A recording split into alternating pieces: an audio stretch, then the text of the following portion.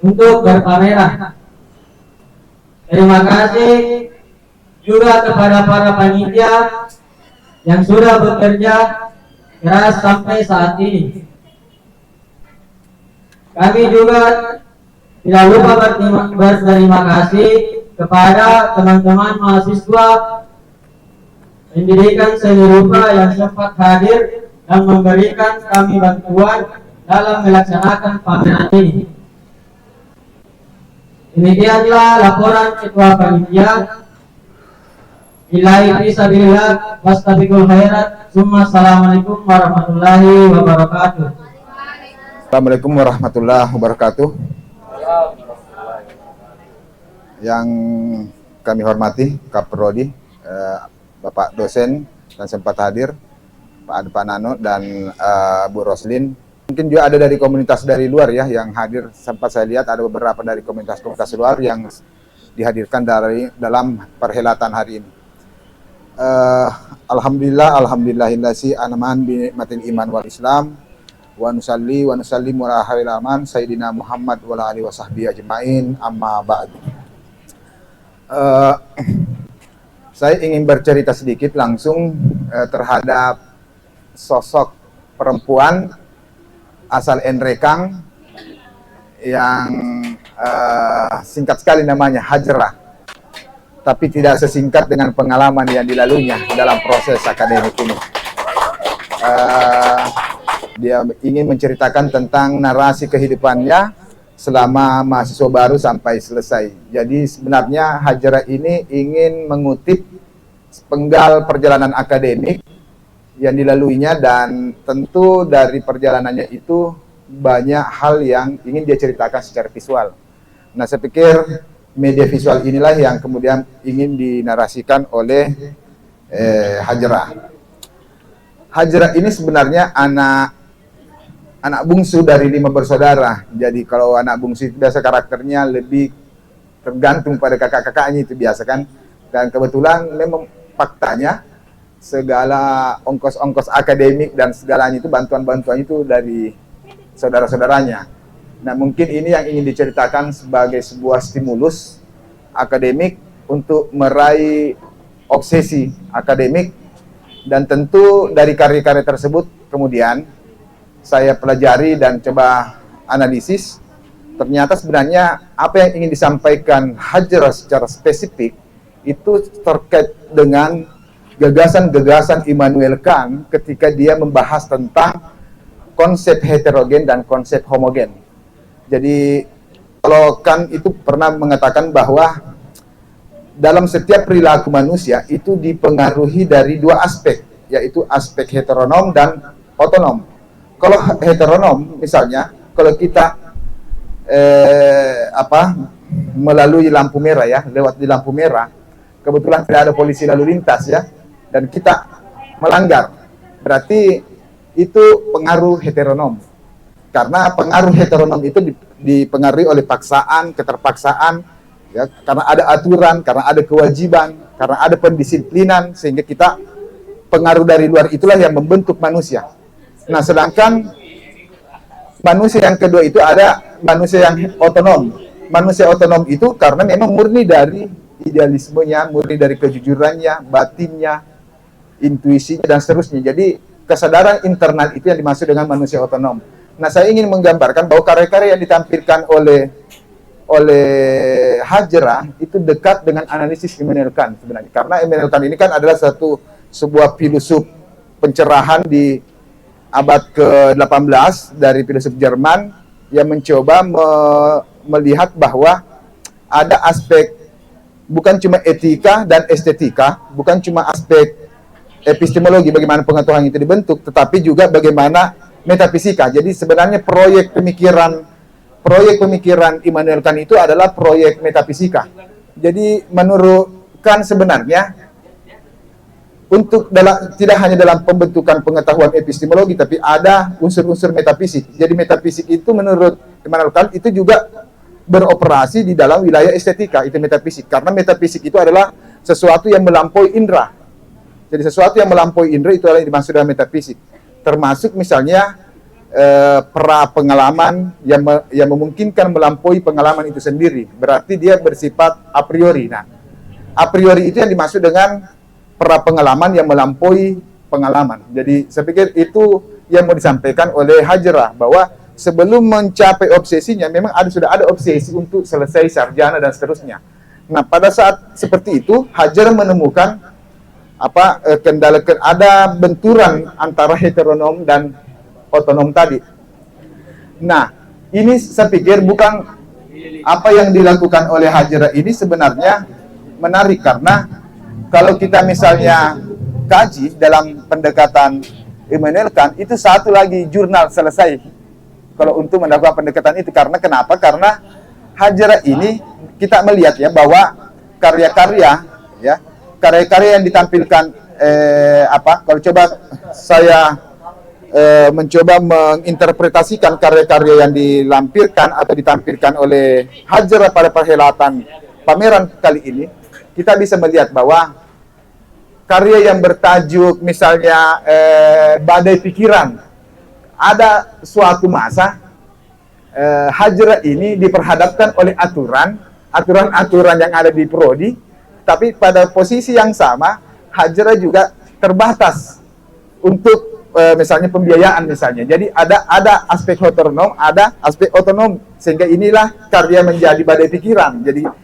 Hajrah ingin menampilkan bahwa peristiwa yang dihadapi dilema antara aturan akademik dengan keterbatasan biaya ekonomi. Jadi saya pikir itu yang membuat karya Badai Pikiran itu hadir ya. Ingin menceritakan bahwa dilema yang dihadapi oleh Hajrah itu ketika misalnya ada tuntutan akademik, di satu sisi lain ada keterbatasan ekonomi. Nah, saya pikir itu menarik dijadikan satu ilustrasi di dalam karya seni, dalam kajian karya seni sebenarnya. Ini adalah pendekatan metafisik yang dilakukan oleh Immanuel Kant. Sama misalnya ada karya yang bertajuk Cerminan Batin. Nah, Cerminan Batin ini sebenarnya dia menceritakan tentang manusia otonom, bahwa kalau misalnya kita menghadapi lampu merah, manusia otonom itu biar tidak ada polisi tetap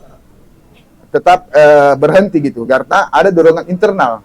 Kalau dorongan eksternal tadi ya pasti melanggar paksaan dan seterusnya. Dan saya pikir semua mahasiswa kita sebagai manusia mengalami aspek seperti itu. Kadang kala ada suatu momen di mana kita dipengaruhi oleh aspek eksternal, dipengaruhi juga aspek internal gitu. Sama misalnya ada karya Hajrah yang bertajuk Stimulus. Nah, kadang kita ingin sarjana karena angkatan kita sudah ada yang sarjana misalnya. Kita ingin misalnya jadi PNS karena ada teman kita bahkan sekamar kita sudah PNS. Nah, itu juga dorongan otonom yang menurut Paul Virilio adalah suatu tindakan inersia dalam psikoanalisis. Jadi inersia itu sebenarnya ada dorongan dari dalam yang membuat kita ingin sama dengan orang lain. Ya, saya pikir itu juga yang ingin diceritakan dalam karya Hajrah tentang stimulus itu. Nah, saya pikir apa yang dilakukan oleh Hajrah itu sangat tepat dengan menggunakan analisis Immanuel Kant yang menurut saya adalah tindakan manusia otonom dan heteronom. Nah, selanjutnya dari segi teknis, karya-karya yang ditampilkan sebenarnya ini bukan ilustrasi. Awalnya Hajrah itu membuat ilustrasi, tetapi akhirnya pada penghujung pengkaryaan, bentuk karya yang dilahirkan adalah sketsa. Sebenarnya ini karya-karya sketsa ya, bukan ilustrasi sketsa, tapi sketsa yang yang memiliki pendekatan scribal. Pendekatan scribal itu ya garis-garis yang urakan tapi dia berbentuk. Dia tidak mubasir garisnya, tapi dia tipologinya sangat jelas di situ. Ya, saya pikir gambar-gambar sependekatan ini sebenarnya menarik dieksplor. Saya teringat dengan anak bimbingan saya Sumardi, Bim, itu juga menggunakan pendekatan Scrabble, dan Scrabble itu sudah mulai bermunculan di komunitas-komunitas Scrabble, dan saya pikir tinggal bagaimana Hajrah membuat satu karya yang membedakan dengan karya lain, karena ada pengalaman-pengalaman spesifik yang ingin diceritakan oleh Hajrah yang memungkinkan bisa diapresiasi lewat pendekatan filosofer. Sama misalnya Kant ini kan juga tidak ada filosof yang tidak dipengaruhi oleh pemikiran sebelumnya. Sama misalnya antara pemaduan antara rasionalisme dengan empirisme, lahirlah metafisika Immanuel Kant. Dan saya pikir semua apa yang kita lakukan itu adalah sebuah pengaruh dari sebelumnya dan setelahnya gitu. Jadi karakter karya berkesenian itu juga dipengaruhi dari sebelumnya dan setelahnya. Jadi selalu ada komparasi yang berbeda sehingga membuat karya seni itu beridentitas. Jadi bukan hanya sekedar tipologi sebenarnya dalam karya seni, karena menurut Immanuel Kant adalah karya seni adalah ruang metafisika yang melampaui pra pengalaman, yang memungkinkan melampaui juga pasca pengalaman. Saya pikir ini yang menarik, dan semua ini menarik didiskusikan dan bahkan ditulis-tuliskan di dalam bentuk jurnal. Dan tentu kita hari ini cukup mengapresiasi apa yang dilakukan oleh Hajra, karena Hajra sebenarnya ingin menyampaikan bahwa ada harapan, ada kerinduan, ada telos yang ingin dicapai sewaktu dia berkarya, menciptakan karya-karya seni. Itu pengalaman-pengalaman yang diperolehnya adalah ada stimulus, ada juga hujatan-hujatan. Saya pikir ini menarik karena karya seni itu adalah karya partikuler yang dimana setiap pengalaman-pengalaman manusia dihargai. Tapi karya seni yang tidak bersifat universal, tapi karya seni yang bersifat spesifik, yaitu mewakili pengalaman-pengalaman individu manusia. Saya pikir itu sebenarnya yang membuat tema Behind the Stranger ini lahir, ya, bahwa di balik perjuangan itu ada narasi-narasi yang terbentuk, termasuk bagaimana pembentukan antara pra pengalaman dan pasca pengalaman itu. Dan ini yang membuat karya seni bernilai sebenarnya, karena dia mampu menceritakan esensi dari secara visual karya-karya seni yang ditampilkan malam ini. Oleh karena itu saya sebagai kurator mengapresiasi, dan apa yang dilakukan oleh Hajra ini adalah sebuah lompatan awal untuk menciptakan periode-periode estetik yang lebih tajam, yang lebih bernilai. Tentu ini bisa dilakukan ketika misalnya Hajra konsisten untuk melakukan produksi-produksi karya yang berkelanjutan. Saya pikir untuk sementara itu yang bisa saya sampaikan, dan memungkinkan juga misalnya kalau ada paralel event dalam pameran itu bisa didiskusikan supaya pengetahuan kita tentang karya-karya seni, penciptaan karya seni itu bisa mengalir dan beroperasi untuk menghadirkan satu karya-karya yang baru. Sekian. Juga mahasiswa pastinya harus banyak berproses sehingga intensitas berpameran itu bisa lebih baik, bisa lebih rutin seperti itu. Karena makin rutinnya kita berpameran, otomatis kita nanti akan rutin juga melahirkan alumni-alumni dalam proses akademik ini. Pasti seperti itu. Nah, yang kedua adalah saya secara pribadi dan secara kelembagaan mengatakan bahwa saudari Hajra ini cukup berhasil dalam artian menggait dosen, sebab ini beberapa kesempatan sulit untuk mengumpulkan beberapa dosen yang hadir di tempat ini. Nah, ini saya rasa ini adalah prestasi yang patut untuk diapresiasi. Ya. Namun ada beberapa pertimbangan lain juga yang mesti harus kita tanamkan di sini, bahwa pameran ini adalah pameran apresiasi. Nah, pameran apresiasi ini untuk memperlihatkan bahwa bagaimana kita melihat kompetensi mahasiswa yang berpameran. Artinya selama ini dalam proses akademik yang dijalani di dalam pendidikan seni rupa ini, tentu kita bisa melihat sampai sejauh mana kemajuan mahasiswa dalam melahirkan sebuah karya. Nah, itu yang terpenting adalah bahwa luaran daripada prodi pendidikan seni rupa itu pada dasarnya akan menjadi guru profesional di bidang pendidikan seni rupa. Nah, menjadi guru profesional tidak hanya dalam berkarya, dalam proses pelajaran ada banyak hal yang mesti harus ditekankan di sini. Nah, jadi proses berkarya itu adalah salah satu cara untuk mengukur kompetensi mahasiswa dalam bidang praktek. Nah, dalam bidang lain, dalam bidang akademis di apalagi namanya di dalam proses pembelajaran itulah yang sesungguhnya yang akan kita gali di dalam prodi pendidikan seni rupa itu. Nah, ini saya rasa yang mesti harus kita garis bawahi. Nah, satu lagi yang ingin saya sampaikan di sini bahwa kita di prodi pendidikan seni rupa ini sudah ada alumni sudah melahirkan alumni yang tidak sampai 4 tahun, 3 tahun, 8 dan 9 bulan. Nah, seperti itu. Nah, untuk itu ini adalah sebuah acuan, sebuah cambuk buat mahasiswa. Nah, kalau misalnya mau cepat kan sudah banyak, mau lama itu sudah banyak contoh bahwa bisa selesai sampai 7 tahun. Itu unit time-nya itu sampai 7 tahun bisa. Tetapi mau cepat juga bisa. Tetapi yang disarankan di sini adalah bagaimana mahasiswa supaya bisa cepat selesai. Artinya tidak ada lagi keraguan, tidak ada lagi kegundahan bahwa kita tidak bisa selesai 4 tahun. Tidak ada lagi itu, sebab sudah ada terobosan, sudah ada yang menerobos kutukan itu. Nah, anggap itu adalah sebuah kutukan. Nah, jadi kutukan itu sudah diterobos oleh 3 mahasiswa. Nah, saya justru mencari siapa lagi mahasiswa yang bisa menerobos sampai misalnya 3 tahun. Kenapa tidak? Tahap merdeka dan lain sebagainya yang bisa merekognisi nilai kita. Nah, itu.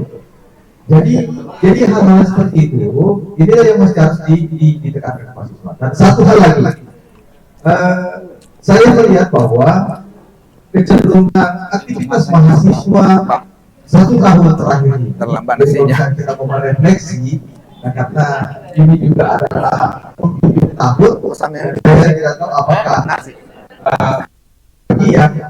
yang pameran setelah ini kayaknya tidak ada. Jadi kemungkinan nanti kita melihat lagi pameran di awal tahun atau di pertengahan tahun. Tetapi untuk di penghujung tahun ini, inilah pameran yang menutup tahun 2023. Nah, untuk itu kita bisa sedikit merefleksi bahwa 1 tahun ini aktivitas mahasiswa cenderung mati suri. Mati suri itu dilihat dari aktivitas kemahasiswaan. Aktivitas mahasiswa ini ada banyak. Baik kita melihat dari aktivitas yang ada di lembaga kemahasiswaan itu sendiri, kemudian aktivitas mahasiswa yang secara personal. Nah, ada banyak ruang yang bisa mahasiswa masuk ke dalam situ. Misalnya kemarin ini ada lomba desain poster tingkat nasional. Ini desain poster tingkat nasional yang dimenangkan oleh mahasiswa prodi pendidikan dokter. Nah, ini kan prodi pendidikan dokter, korelasi pembuatan posternya itu gimana? Nah, justru yang sangat lekat dengan desain poster. Nah, kita tidak ada di situ. Itu pun dengan aktivitas lainnya. Nah, ini yang saya tidak paham, di mana letak apalagi namanya terputusnya hubungan ini. Siapa? Nah, kalau tidak beda kan di sini juga ada hadir semua dosen-dosen. Saya kira dosen-dosen akan mampu memberikan pemahaman yang konstruktif dalam membangun mahasiswanya. Bagaimana supaya mahasiswa kita itu betul-betul keluarnya nanti itu bisa memiliki kompetensi sesuai dengan bidang keilmuan. Ini yang saya rasa perlu diperhatikan. Nah, untuk itu, Nah, kayak misalnya ini Berperang, ini berperang. saudari Video-video ke juga keliling-keliling, Ajra. video-video. Nah, karena Suasananya apa, ini seharusnya misalnya pameran itu kan memang idealnya itu pameran tunggal, gitu. Idealnya memang pameran tunggal. Cuma kita di Prodi karena pertimbangan banyak hal, tergantung misalnya apa, termasuk misalnya di dalamnya itu ada materi dan lain sebagainya, itu kita memberi kelonggaran untuk mengadakan pameran bertiga atau misalnya berlima jika memang itu memungkinkan. Tetapi untuk saat sekarang ini maksimalnya itu bertiga. Gitu. Tetapi kalau misalnya kita menunggu sampai 3 atau 5 orang, nah pasti saudari Hajra ini tidak akan selesai tepat waktu. Begitu. Maka dari itu mereka mengambil inisiasi saja untuk melakukan pameran tunggal. Dan pameran tunggal ini yang penting, yang perlu kita cermati bersama bahwa pameran tunggal itu pameran tunggal itu yang sangat ideal untuk prodi bertiga sendiri. Misalnya ada yang pameran tunggal harus diajukan jempol karena itu tadi terkait dengan materi yang paling utama. Nah, kemudian untuk korelasi kerjasama apa dan lain sebagainya, saya rasa korelasi itu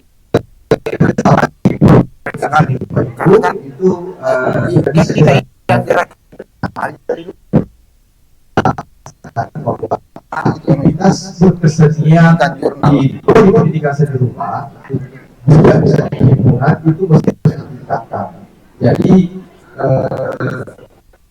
ini mesti harus sekali lagi bahwa kegiatan-kegiatan yang harus dimunculkan di permukaan itu jangan hanya sekedar pelatihan, apalagi namanya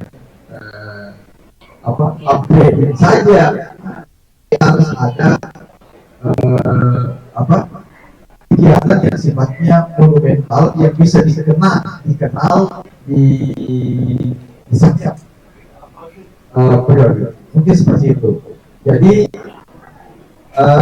mungkin seperti itu apa yang harus saya sampaikan.